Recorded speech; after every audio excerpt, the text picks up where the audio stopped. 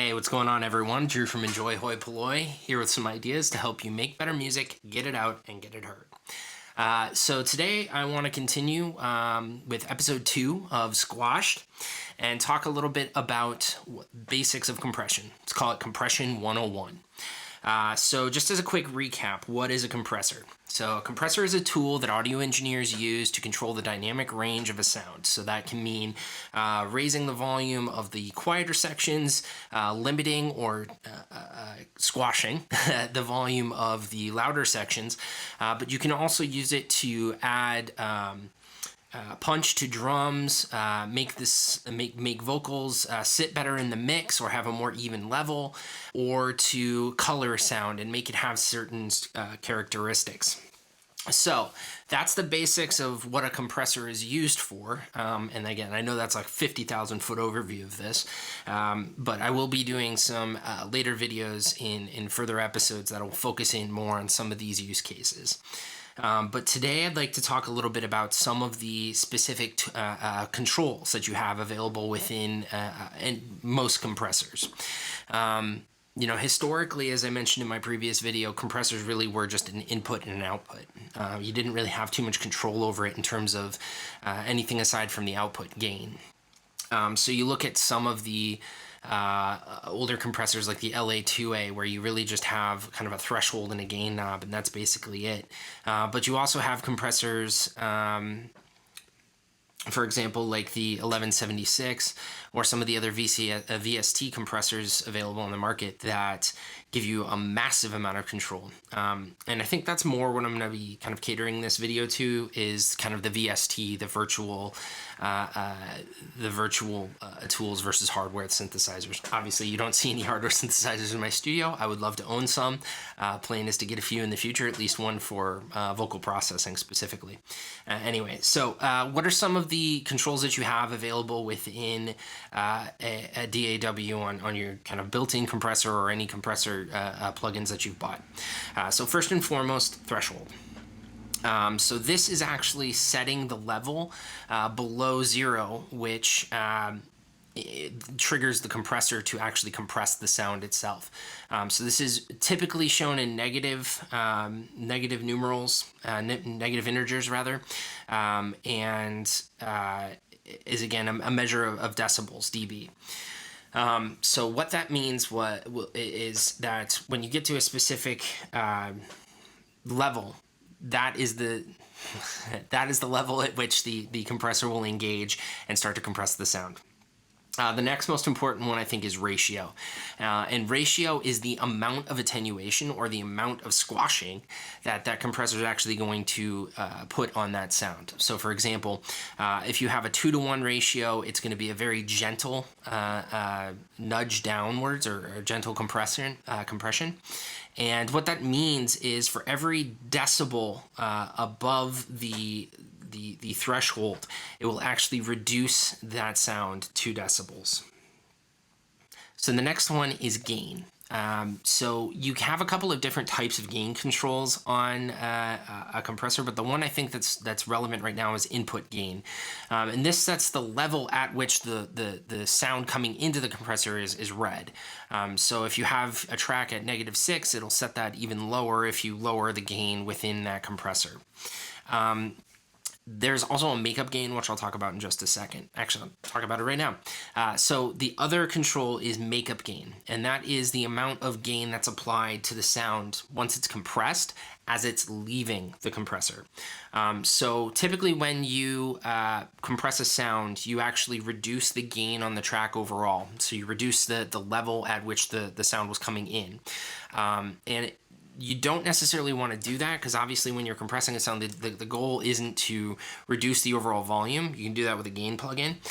The idea is to raise the relative dynamic range, or change and affect the relative dynamic range, so it's more closely aligned and more level throughout the entirety of the track.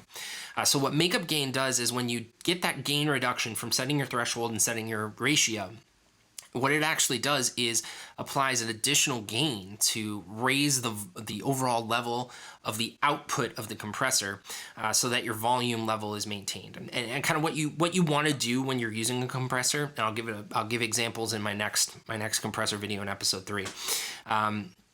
You want to make sure that your input and output from the compressor are relatively the same level.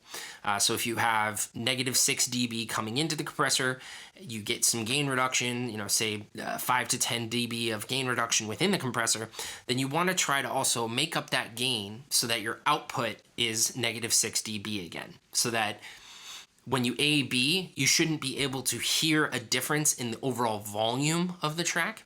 The difference that you'll notice when you're A/Bing is on the clarity of the low ends, the punchiness of whatever you're using the compressor to actually do and affect the sound.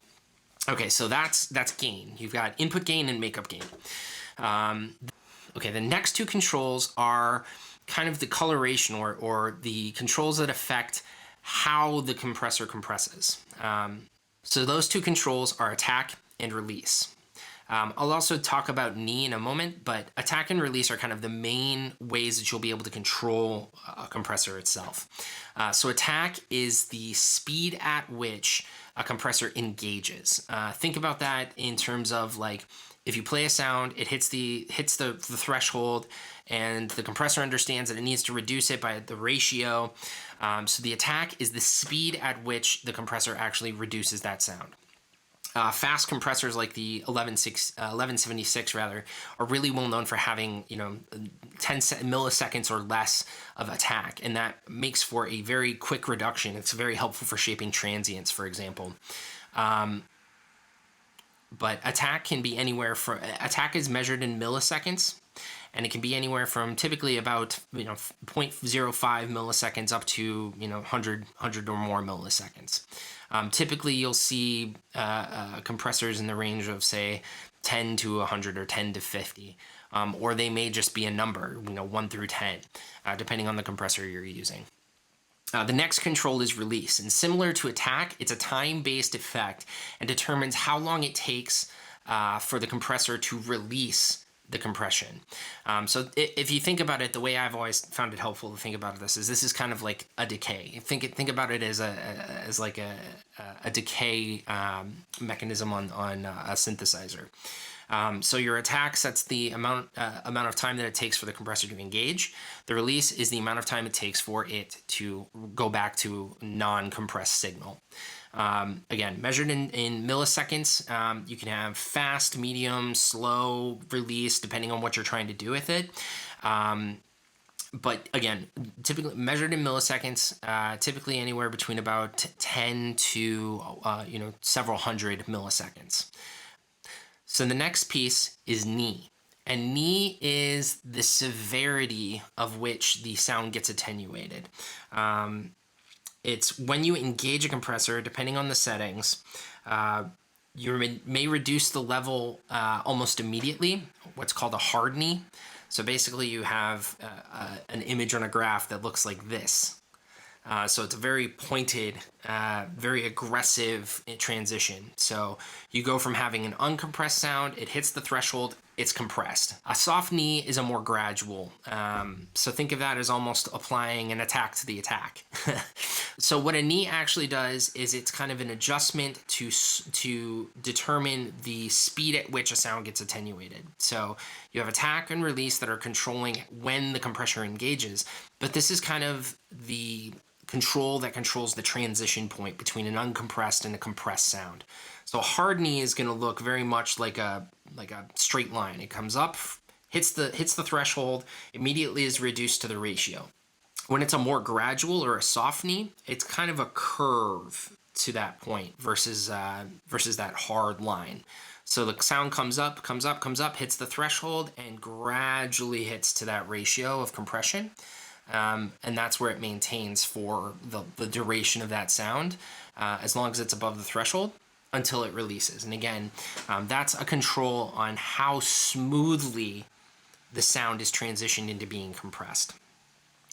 So those are the main controls on a compressor. There are several different types of compressors and several different use cases, but I'm going to get to those in the next video here in just a moment. So thanks guys, hope you enjoyed the video. Throw a comment down. I'd love to hear your feedback on this video or any of my videos. Tell me what additional content you might like me to do a video on, anything you'd like to see in my DAW, because I'm going to jump in there in some of the later videos. If you like my content, you want to support my channel, give me a like, give me a subscribe, and click that bell icon. Otherwise, thanks again. Take it easy.